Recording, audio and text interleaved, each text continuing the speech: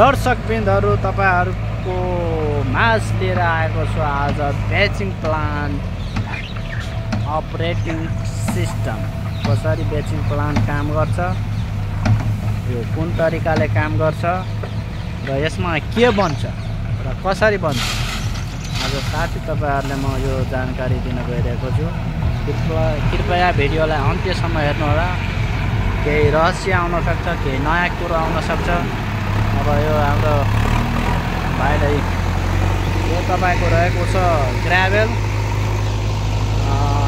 यो ग्राभेल चाहिँ अब जेसीबीले यसरी स्टोक गर्नुपर्छ हैन ब्याचिङ प्लान्ट नजिकै त्यसपछि यो ब्याचिङ प्लान्टमा तपाईलाई जेसीबीले चाहे कुनै मेसिनरी कुरोले त्यहाँ यसरी गएर त्यो ब्याचिङ प्लान्टको जुन कोनहरु छ त्यसमा हैन राख्नुपर्छ उतातिर टिएम लागेको छ हेरिराख्नु भएको छ हैन त्यो टिएममा चाहिँ माल जतिखेर अब बनाउनु छ त्यो टिएमलाई लगाएर हैन त्यसको सर्टेन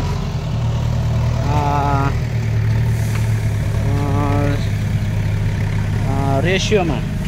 अब कति डिजाइन मिक्स कतिमा भइरहेछ त्यो डिजाइन मिक्स अनुसार त्यहाँ मेसिन सेट गरिन्छ यतातिर रहेको छ हाम्रो सिमेन्टको स्टोर रुम नजिकै बनाउनु पर्छ ताकि माल बनाउने त्यो कङ्क्रिट बनाउने बेलामा चाहिँ राम्रोसित र सजिलोले चाहिँ त्यो काम होस् हैन यो जेनेरेटर आपतकालीन चाहिँ यसलाई चाहिने भोल्टेज दिएर यो मेसिनलाई चाहिँ अपरेट गर्नुपर्छ साथै अब तपाईहरुलाई यो मेसिनतिर लादैछु यो मेसिन कसरी काम गर्छ के गर्छ हैन र यता चाहिँ हाम्रो यो तिरपाल तल चाहिँ सिमेन्ट राखेर हैन यहाँबाट चाहिँ त्यो भ्याक्युम मेसिन हुन्छ त्यो मेसिनले चाहिँ सिमेन्टलाई तानेर लान्छ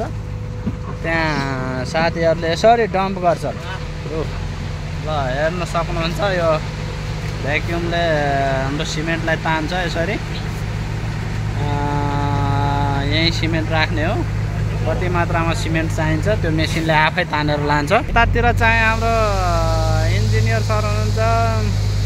मिस्टर विवेक मिश्रा जसले अब यो हाम्रो प्लान्ट चाहिँ हेरिराख्नु भएको छ हैन भाइ पनि आएको छ हैन हाई गरिदेऊ ओके साथीहरु हेर्नु कति मात्रामा चाहिन्छ यो यसरी निस्किन्छ यो चाहिँ आफै निस्केको हैन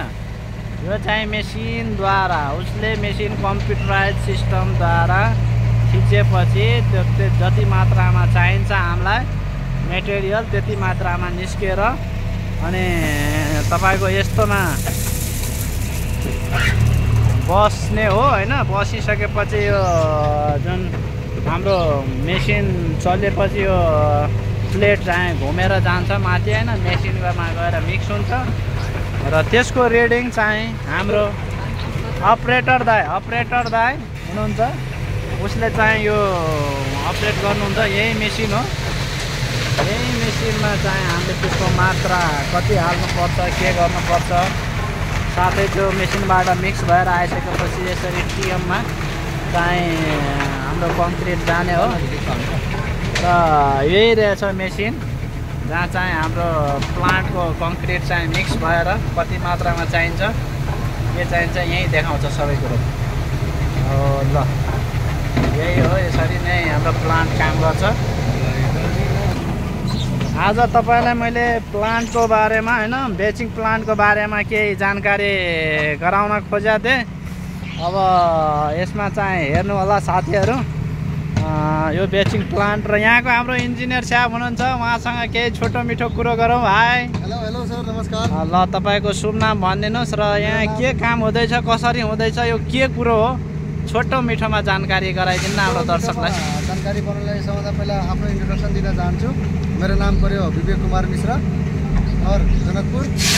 बसाई भिरगञ्ज अहिले फिलहाल हामी टियु इन्टरनेसनल क्रिकेट ग्राउन्डको साइड प्रोजेक्टको काम गर्दैछौँ हैन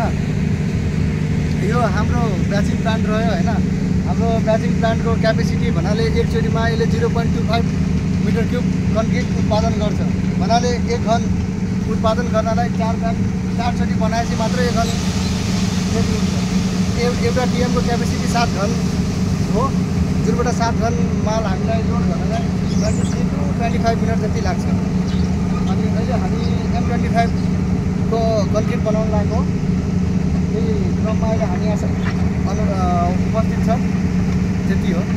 जस्तो यो प्लान्ट छ हाम्रो बेचिङ प्लान्ट, यो प्लान्टमा चाहिँ हामी डिजाइन मिक्स गर्दाखेरि कति ग्रेडदेखि लिएर कति ग्रेडसम्मको माल चाहिँ यसमा हामी कङ्क्रिट चाहिँ बनाउन सक्छौँ। जस्तै M20 भन्नुभयो होइन, लोएस्ट हाम्रो कति ग्रेडबाट यो चाहिँ सुरु हुन्छ? हाम्रो ब्याट्री प्लान्टको क्यापेसिटी चाहिँ लोएस्ट भनेको M10बाट सुरुवात छ। हाम्रो ब्याट्री प्लान्ट उत्पादन गर्नु भनेको M10 भयो, M15 भयो, M20 भयो, M25 भयो, लास्ट M30 सम्म हो। तर हाम्रो साइडमा M30 को युज नभएको कारणले हामी यहाँ M25 सम्म मात्र उत्पादन गरेको छौँ। र त्यही माल बनाउने क्रममा हामी 2टा केमिकल पनि युज गर्छौँ। एउटा भयो प्लास्टिसाइजर, एउटा भयो रिटार्डर। M25 मा हामीले प्लास्टिसाइजर 1800 ml हाल्दैछौँ, भन्नाले 1 लिटर 800 ml